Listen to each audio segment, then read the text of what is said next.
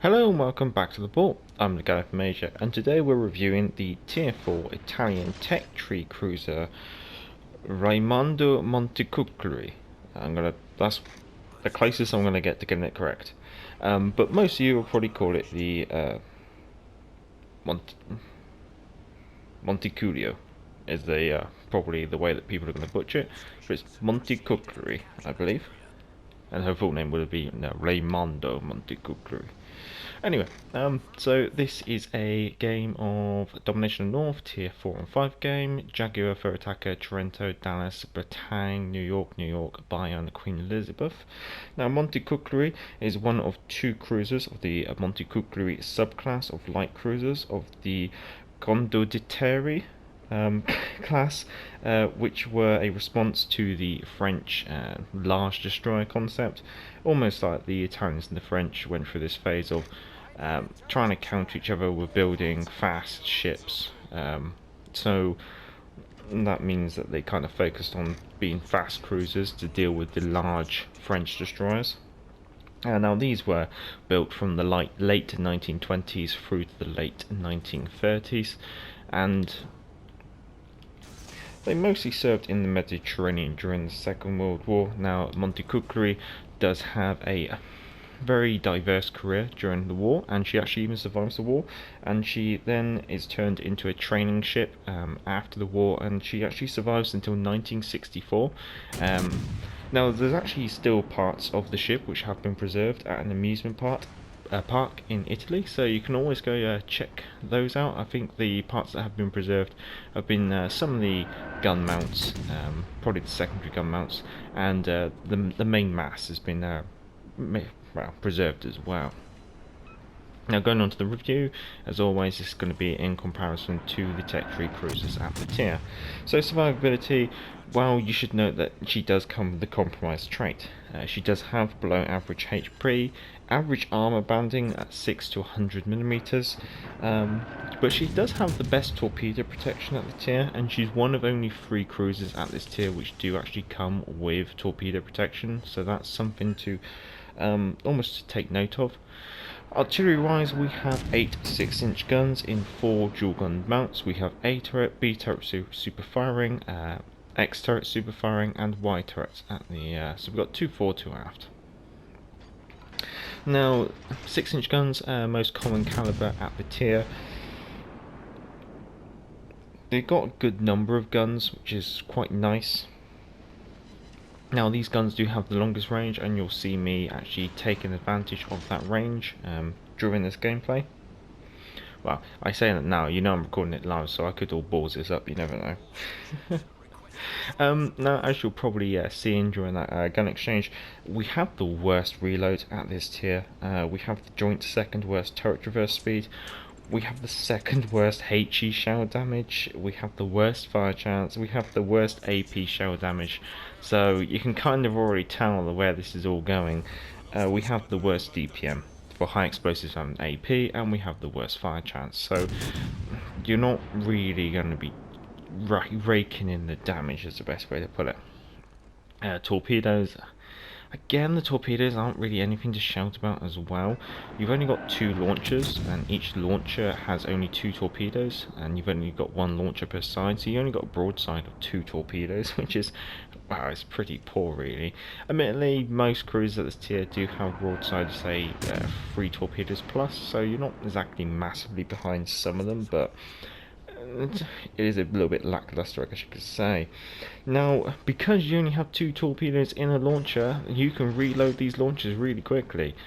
However, if you actually look at it, reload time per torpedo, you are second slowest per tube, which means that your rate of fire of torpedoes is going to be basically the second worst at the tier. Now, the torpedoes do have a below average damage, joint longest range though, so that's something to really take away. They've got a nice 10-kilometer range. The only other cruiser at this tier which has anything similar to that is the Furataka, which I'm opening fire on now, and you can see her torpedoes basically did manage to make it all the way over here. I think I'm actually going to pop a smoke, which it could be the end of me if that Batanga hits. or not. Very nice. Now, the torpedoes do have the shortest detectability range, but they are also the slowest. So what this means is, if an enemy is relying on just their spotting them at their detectability range, the enemy will have the least amount of time to actually respond to the incoming torpedoes.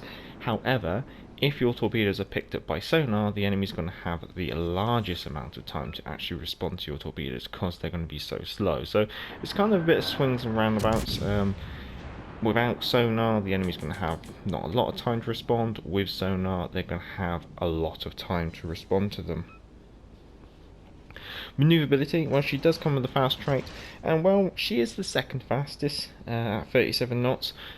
She has the second best turning circle, but also has the second worst rudder shift. So you're going to be able to make tight turns, but you're not going to be able to enact those tight turns quickly. Concealment wise, she does have the hidden trait, and that's fair enough. She has the best detectability in all sectors, and that's basically detectability by sea, detectability while in smoke, or fire in smoke I should say, and also detectability from aircraft. Now, as you saw, she does have smoke screens. She comes with 2 smoke screens. These have a 20-second duration, that's how long it takes to lay a smoke screen, and they have a 73-second dispersion, that's how long the smoke screen is going to last for. They also have a 240-second reload. However, in comparison to the other smoke tech tree smoke cruiser at the tier, which is the Emerald in the British tech tree, these smoke screens are worse than that. You basically have less time in smoke in the game, and you also have to wait the longest amount of time between your smoke screens. I'm just going to go behind this New York. I'm seeing that the tank's moving away, and because of my thin armour I don't be getting anywhere near a battleship, so I'd rather go duke it off with a cruiser and use my speed to try and close in. Also, an engagement over in the centre is going to be better for my team than chasing the battleship off to the bottom of the map, which is not going to be anywhere near a capture point which I could possibly move on and capture. That's just explaining what I'm doing, really. Now, she does come with catapult fighters. You do get 3 of them. Now they're mostly used for spotting, but sometimes they will help in destroying enemy aircraft. However, they do have the worst damage per second, so they're not exactly fighter races, and they're usually gonna lose any kind of air combat that they get involved in. Commander build and ship modules are down in the description should you want to check them out, but just to keep you informed, for the ship modules I have taken aiming systems. Simply because, although improving the turret traverse is tempting, that deficit to reload speed is quite painful. Okay, so we've got 2 8-inch cruisers sneaking away in there. One thing to note is, as per the Italian tech tree, she does not come with sonar, so torpedoes will catch her out. Now, the improved torpedo reduction is nice, but it's not going to avoid you being hit by torpedoes, I guess you could say.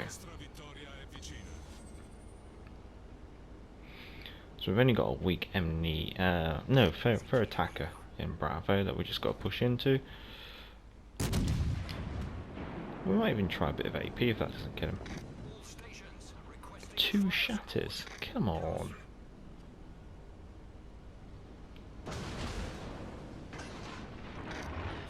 Let's just guess.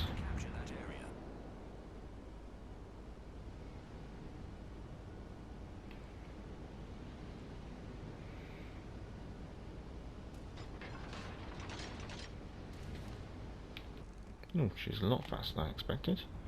Oh, I'll just wait for her to complete the turn. Oh, alright, maybe not. Well, that was a very slow game, I guess you could say. A nice review though, so I can't fault it for that. Only 24,000 damage, 63 hits on target and 1 fire, so nothing really that special. Going to the teams, as expected, came second from bottom. Fair enough. It wasn't really that busy on my flank, amusingly. Oh well. You know what I say? If it's a good review and I can't fault the review, well, I'll just leave it as it is.